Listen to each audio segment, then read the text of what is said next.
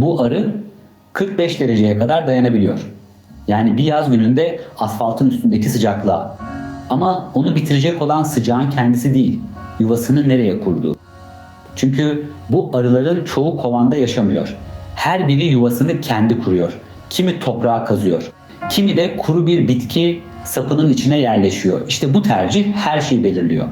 Bir grup araştırmacı tam 3484 arıyı tek tek yakaladı. 95 farklı tür.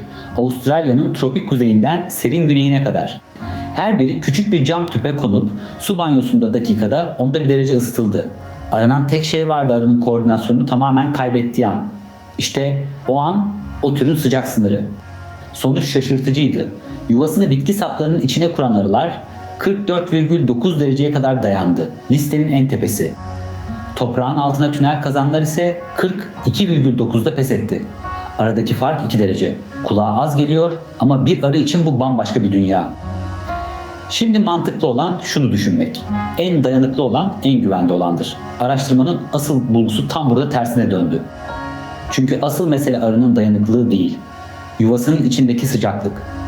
Bitki sapı kalınlığı bir kibrit çöpü kadar olan ince bir boru. Hiç yalıtım yapmıyor.